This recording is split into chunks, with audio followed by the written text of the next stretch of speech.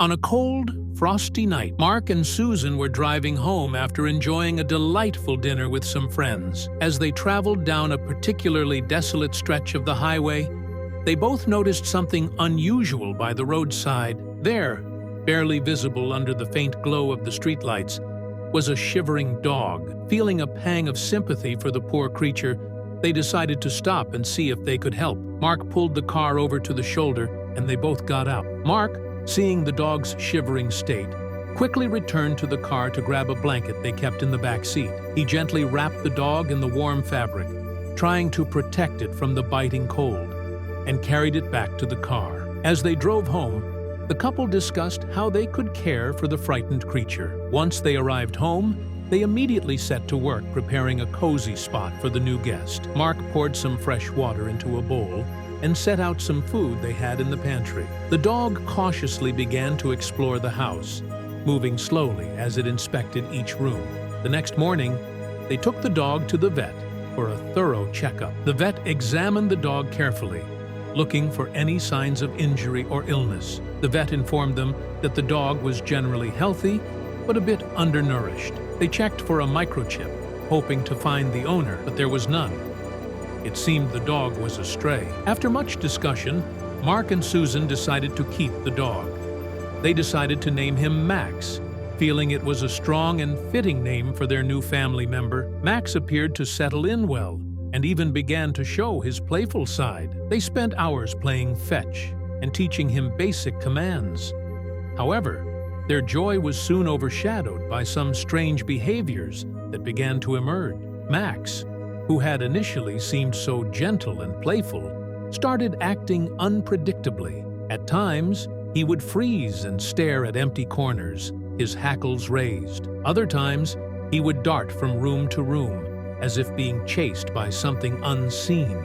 These odd behaviors began to unsettle Mark and Susan, leaving them wondering what could be causing such changes. Max's behavior took a more alarming turn when he began to growl aggressively at unexpected moments. The gentle dog they had brought home was now startling them with his sudden fits of aggression. Mark and Susan found themselves increasingly on edge, unsure of how to handle these sudden behavioral shifts in Max. One night, Mark and Susan were jolted awake by the sound of frantic scratching. They rushed to the living room to find Max aggressively clawing at the front door. His growls were low and menacing, and his entire body was tense. It was as if he was trying to get out, or perhaps trying to keep something from getting in.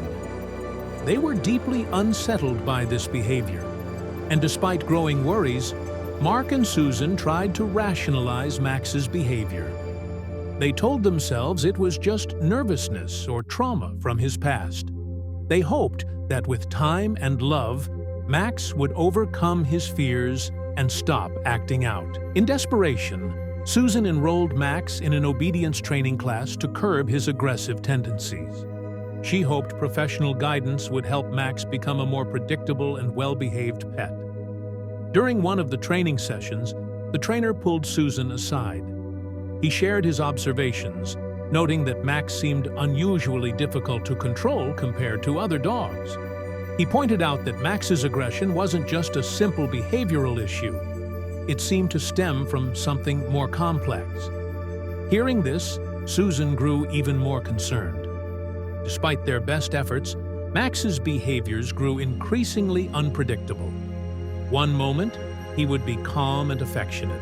The next, he would be snarling and aggressive.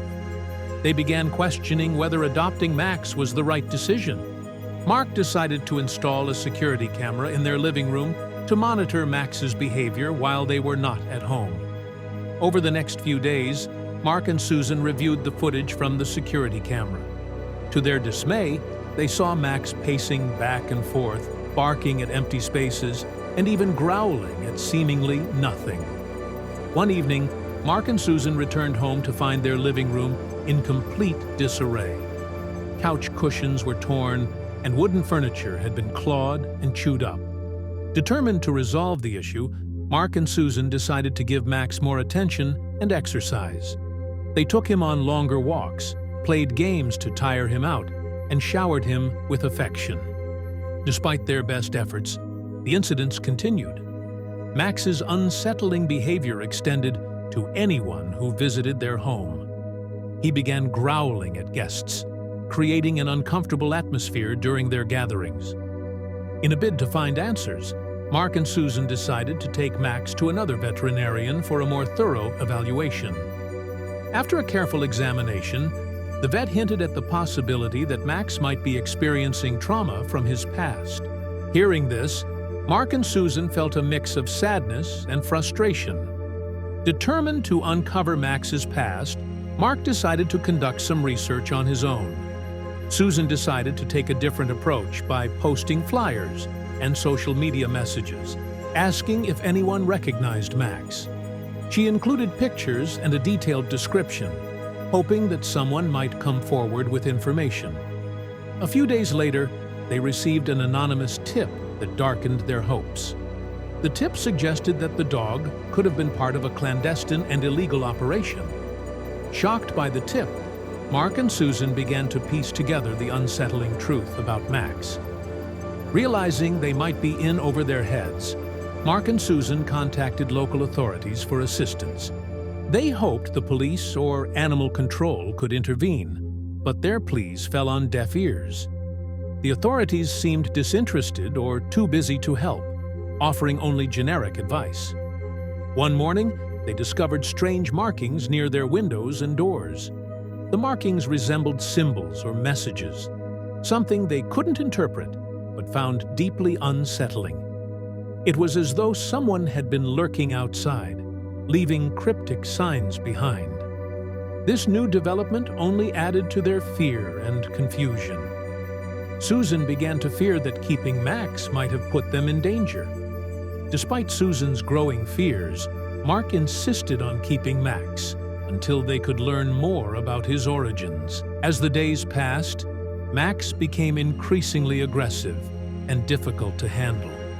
Even simple tasks like feeding him or taking him for a walk turned into challenges. One afternoon, a stranger lingered outside their home, making them both uneasy. The man seemed to be observing their house, possibly even casing it. Mark approached him, but the stranger quickly walked away without saying a word.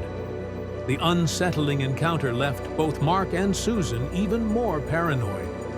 Their once cozy home had become a place of perpetual fear.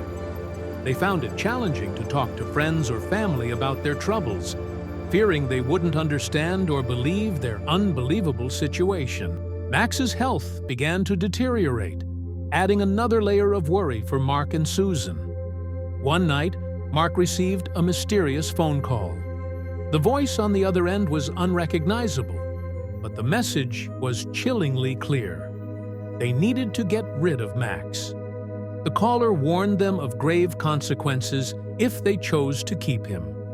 Mark's blood ran cold as he listened, realizing this situation was far more dangerous than they had initially thought. They debated their options endlessly, but found no clear solution. They feared that giving Max away might not end their troubles, and they couldn't bear the thought of abandoning him in his condition. Desperation led Susan to consider taking Max to a shelter. It was a heart-wrenching decision, and they felt paralyzed by uncertainty. Out of the blue, they received another anonymous tip that led them to believe Max had been part of an underground dog-fighting ring. This revelation was both disturbing and enlightening. It explained his aggressive behavior and health issues. Mark and Susan were horrified at the thought of Max being subjected to such cruelty. They realized they were entangled in a situation far more sinister than they had ever imagined. The tip about the dog-fighting ring made Mark and Susan see Max in a new light. They realized his aggression might have been trained into him through abuse. Desperate for guidance, Mark and Susan contacted an animal rights organization. They explained Max's situation and the disturbing discoveries they had made. The organization agreed to help, offering advice and resources. It was a small glimmer of hope in their otherwise bleak situation. The animal rights organization advised them to stay low and limit communication regarding Max. They explained that the people involved in illegal dogfighting rings could be extremely dangerous and unpredictable. One morning, Mark and Susan were shocked to find an anonymous note in their mailbox. The note was chilling, threatening harm if they didn't comply with unspecified demands. Fearful for their safety and desperate for answers, Mark and Susan decided they needed to confront the people behind the operation. They debated whether to go to the police or take matters into their own hands. Ultimately, they felt the authorities had been too slow, and they needed immediate action. To gather more information, they decided to meet the tipster who had contacted them before. The person agreed to meet, but demanded anonymity and extreme caution. Arrangements were made to meet at a secluded location under the cover of darkness. At the meeting, the tipster revealed some alarming facts. The individuals involved in the dogfighting ring were not only dangerous, but well-connected. Mark and Susan realized the risk to their lives had grown exponentially. Yet, the clarity of knowing what they were up against provided a grim sense of direction.